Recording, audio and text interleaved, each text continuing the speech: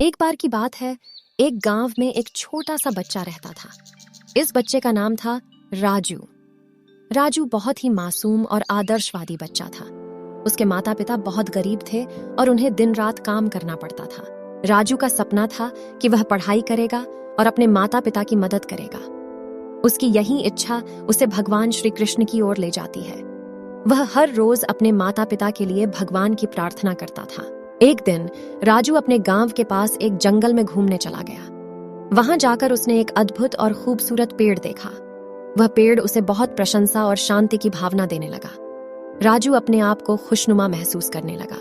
राजू बच्चा अपनी मस्ती में पेड़ के पास जा पहुंचा और पेड़ की मूल मुद्रा को छूने की कोशिश करने लगा। ऐसा करते करते उसका हाथ पेड़ की मूल मुद्रा से टकरा गया और तुरंत वह बच्चा वहां से गायब हो गया। राजू को बहुत डर लगने लगा। वह अचानक एक अजनबी जगह पर पहुंच गया जो जंगल के भीतर थी। राजू ने वहां चक्कर लगाना शुरू किया, लेकिन वह अजनबी जगह के बारे में कुछ नहीं जानता था। धीरे धीरे राजू को अनेक समस्याओं का सामना करना पड़ा। वह प्यासा हो गया और जल खोजने के लिए वहां यहां घूमने लगा। फिर एक रात जब राजू बहुत देर तक दौड़ रहा था, वह खुद को गहरी खाई में गिरते हुए पाया। वह खुद को खतरनाक स्थिति में पाकर बहुत डर गया। वह पानी में डूबने की कोशिश करता रहा, लेकिन नहीं निकल सका। राजू ने उपयोगी होने के लिए खुद को भगवान श्री कृष्ण के चरणों में समर्पित कर दिया और उनसे आशीर्वाद मांगा। तभी चमत्कार हो गया। राजू की आंखों के सामने एक चमकदार ज्योति उजागर हो गई और वह खुद बच गया। उसे पता चला कि वह ज्ञान समुद्र में पहुंच गया था और वहां उसका बचाव भगवान श्री कृष्ण ने किया था। राजू को अब यह समझ में आया कि वह अपने आप को जंगल के बीच में पाया गया था, जहां बहुत सारी खतरनाक जानवर और सांप हो सकते थे, लेकिन भगवान श्री कृष्ण ने उसे उस सभी संकट से बचा लिया। राजू ने अपना धन्यवाद अदा किया और भगवान श्री कृष्ण का धन्यवाद किया कि वे उसे इस दुर्घटना से बचा लेने के लिए उन्हें आशीर्वाद दिए। राजू ने अपने गांव की ओर लौटने का निर्णय लिया, लेकिन जब वह लौटने की कोशिश कर रहा था तो उसे रास्ता नहीं मिला। धीरे धीरे राजू एक रास्ते पर पहुंचा जो उसे बहुत अनजान लग रहा था। उस रास्ते पर राजू को अनेक आश्चर्यजनक और रोचक स्थान मिले। वह रास्ता अजीब सा लग रहा था, जैसे यह किसी अद्भुत और चमत्कारिक दुनिया की ओर ले जा रहा हो। राजू ने उस रास्ते पर घूमते हुए एक रहस्यमयी मंदिर देखा, जिसमें एक छोटे से गुप्त द्वार था। उसने द्वार खोला और अंदर चला गया। मंदिर में उसे विचित्र प्रतीक मिले जो उसे विशेष तरीके से आकर्षित कर रहे थे। राजू ने देखा कि उन प्रतीकों में से एक पर एक पुरानी पुस्तक रखी हुई थी। उसने वह पुस्तक ली और उसे पढ़ने लगा। वहां पर एक कहानी थी जो उसकी समस्याओं को समझने में मदद करने लगी।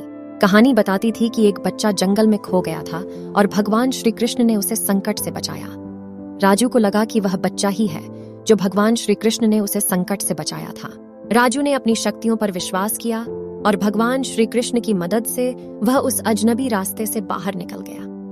वह अपने गांव तक पहुंच गया, जहां उसके माता पिता उसे बेहद खुश होकर स्वागत करने आ रहे थे।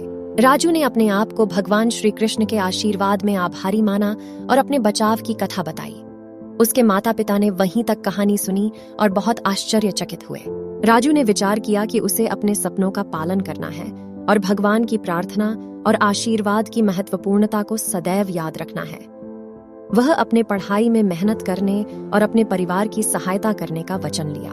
इस बात के बाद से राजू की जिंदगी में नई रोशनी आई और उसने बहुत सारे संकटों का सामना किया।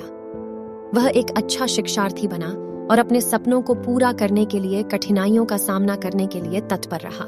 यही नहीं, राजू ने अपने आप को भगवान की सेवा में भी समर्पित किया और अन्य लोगों की मदद करने का प्रयास किया।